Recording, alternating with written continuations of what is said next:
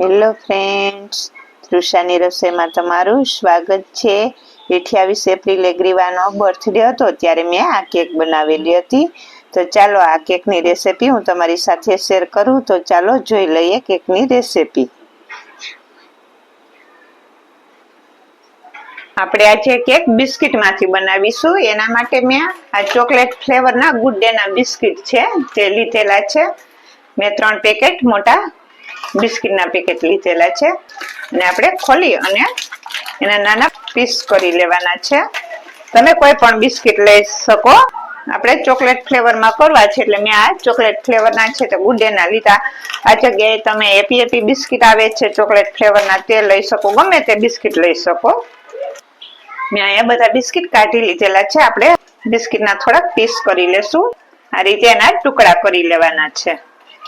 હવે આપણે આ બિસ્કિટને મિક્સર જારમાં લઈ લેશું. મેં આ મિક્સર જારમાં પેલા ખાંડ દળેલી હતી એટલે ખાંડવાળું છે અને આપણે આને ક્રશ કરી લેશું. ક્રશ કરવામાં સાવ ચાલુ બંધ કરીને જ આપણે આને ક્રશ કરવાના છે, કેમ કે પરબારો ભૂકો થઈ જશે આનો. મેં આ રીતે અહીંયા સરસ ભૂકો કરી લીધેલો છે ને આપણે આને બાઉલમાં કાઢતા જશું. આ રીતે આપણે સહેજ કરકરોરીએ તે રીતે ભૂકો કરવાનો છે ને કોઈ પીસ રહી ગયું હોય તો પાછા આપણે બીજા દળીએ એમાં નાખી દેવાનું. હવે આને પણ હું ક્રશ કરી લઈશ.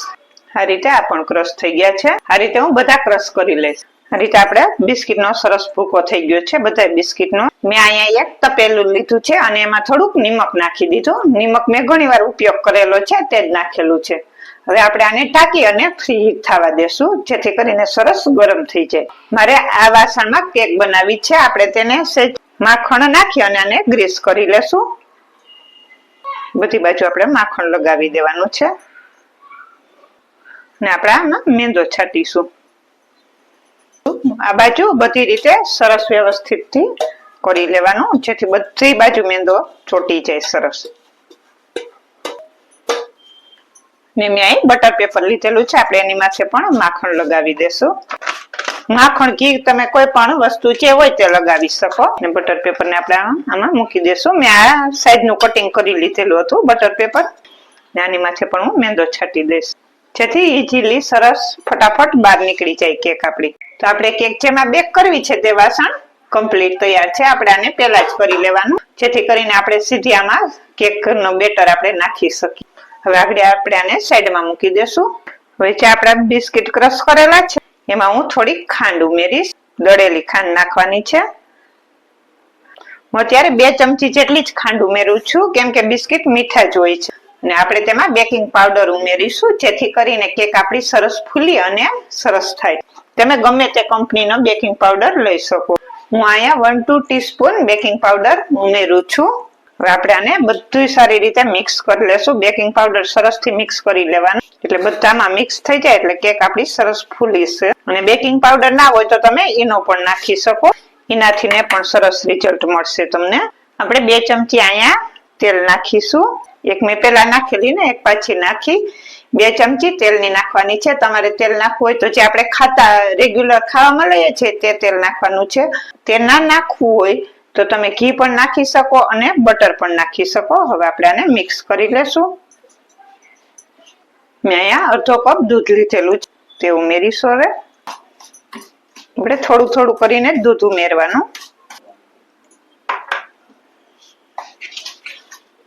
અડધો કપ અને પાછું મેં થોડુંક લીધેલું છે. જો આપણે આ સરસ મિક્સ થાય અને સરસ આ રીતનું બેટર કરી લેવાનું છે અને આ રીતે સરસ મિક્સ કરી લેવાનું. અને જે આપણે આ ડબ્બો ગ્રીસ કરેલો હતો તેમાં બેટર ઉમેરી દેશું.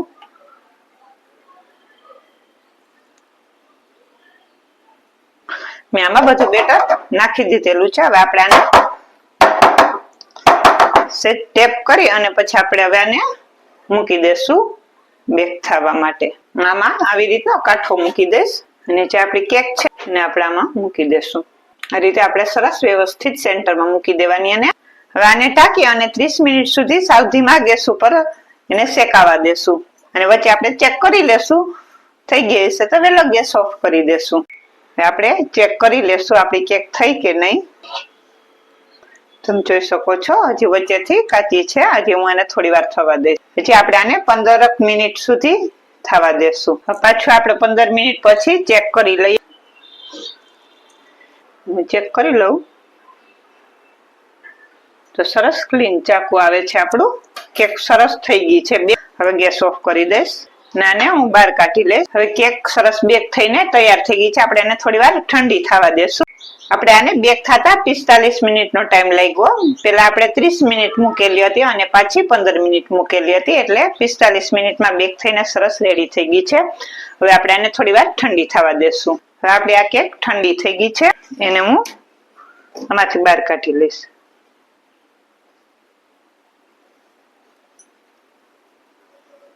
તમે જોઈ શકો છો મસ્ત આપણી કેક બનીને રેડી થઈ ગઈ છે. સરસ એકદમ પોચી અને સોફ્ટ ફૂલેલી સરસ થઈ ગઈ છે. મારી પાસે કેક સ્ટેન્ડ છે નહીં, એના માટે મેં પેલા નીચે આવી રીતની તપેલી રાખેલી છે અને આપણે એની ઉપર આ ડીશ મૂકીશું, જેથી કરીને આસાનીથી આપણી કેક આ રીતે ફરી શકશે. આપણે આ રીતે જુગાડ કરી લીધેલો છે. હવે આપણે આ કેકને વચ્ચેથી કટ કરી લેશું. મેં આવી રીતનું ચાકુ લીધેલું છે. આપણે બે ભાગમાં કટ કરી લેશું કેકને. આ રીતે મેં એને બે ભાગમાં કટ કરી લીધેલી છે. આપણી કેક તૈયાર થઈ ગઈ છે. હવે આપણે વ્હીપ ક્રીમ ને વ્હીપ કરીશું. એના માટે તમે કોઈ પણ કંપનીનું ક્રીમ લઈ શકો. મેં અત્યારે આ ક્રીમ લીધેલું છે. આપણે આ ક્રીમ ને બીટ કરી લેશું. આપણે અહીંયા ક્રીમ ને તપેલામાં કાઢી લેશું. ક્રીમ સરસ આ રીતે મેલ્ટ થઈ ગયું હોય એવું જ લેવાનું છે. આપણે આ ક્રીમ છે આપણે એને વ્હીપ કરી લેશું. મેં આ બીટર મશીન લીધેલું છે. હું બીટર મશીન થી વ્હીપ કરીશ.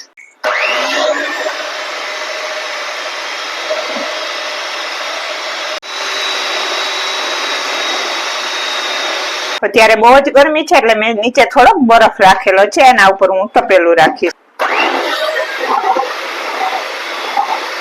આમાં 2 ચમચી ખાંડ ઉમેરીશ, કેમ કે મારી ક્રીમ થોડીક મોરી છે એટલા માટે. દળેલી ખાંડ લીધેલી છે મેં.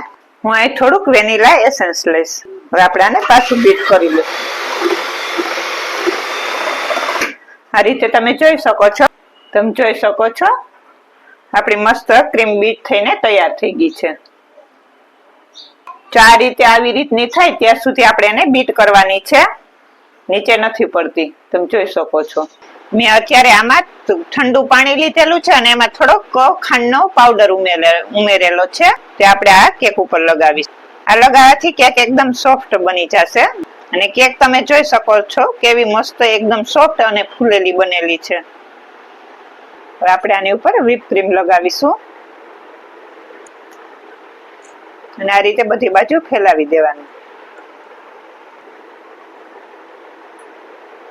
હવે આની ઉપર આપણે આ બીજો ભાગ મૂકીશું.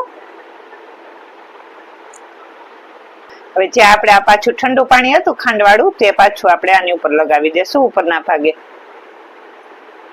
હવે આપણે પાછું આની ઉપર ક્રીમ લગાવીશું.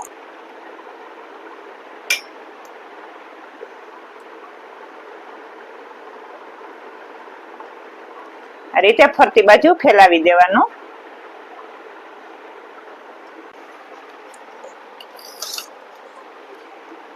આ રીતે આપણે સાઈડમાં પણ લગાવી દેશું. આ રીતે બધી બાજુ વ્હીપ ક્રીમ લગાવાય છે. પછી આ રીતે મેં આ રીતનું આપણે પત્તાનું પત્તું આવે છે તે લીધું છે ને તેને આ ગમે તે તમે લઈ શકો. તમારી પાસે આ બધો કેકનો સામાન હોય તો તમારે કઈ ટેન્શન જ નથી. તો એમાં બધી વસ્તુ હોય જ. પણ જેને મારી જેમ જેની પાસે ના હોય તેને આ રીતે જુગાડ કરી લેવાનો ને આ રીતે આપણે ફરતી બાજુ ફેરવી અને સરસ એને ફિનિશિંગ આપી દેવાનું. તમે જોઈ શકો છો સરસ થી કવર થઈ ગઈ છે આખી કેક. જો આખું ફરતી બાજુ વ્યવસ્થિત મેં કવર કરી લીધેલી છે. મેં અહીંયા બ્લુ કલર લીધેલો છે. એ કલર આપણે આમાં ઉમેરીશું. મેં લિક્વિડ કલર લીધેલો છે. આપણે આને મિક્સ કરી લેશું અને કલર લ્યો ત્યારે લિક્વિડ કલર જ આમાં આવશે. લિક્વિડ કલર જ લેવાનો અને આમાં સારી રીતે મિક્સ કરી. મેં અહીંયા આવી રીતની ફ્લાવર્સની નોઝલ લીધેલી છે. આપણે એના ફ્લાવર્સ બનાવીશું. આપણે આ કોનમાં બધું ભરી લેશું.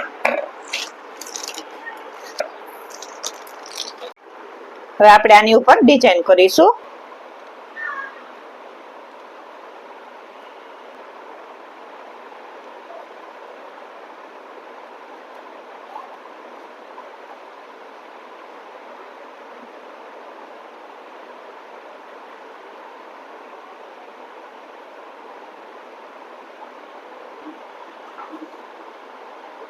મેં અહીંયા આ નોઝલ લીધી છે. હવે હું એનાથી ડેકોરેશન કરીશ અહીંયા સાઈડમાં.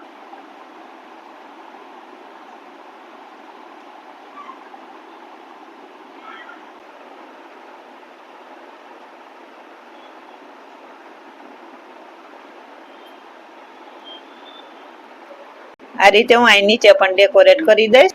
ગ્રીવાનો બ્લુ ફેવરિટ કલર છે એટલા માટે મેં બ્લુ કલર થી કરેલી છે આખી કેક. તો ફાઇનલી મેં આ કેક ડિઝાઇન કરીને બનાવી દીધેલી છે આવી રીતની.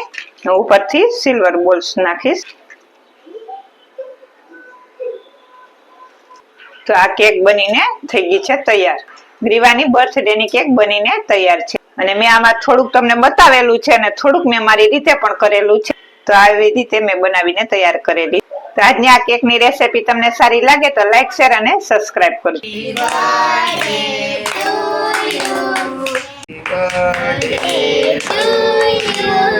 Happy birthday to you.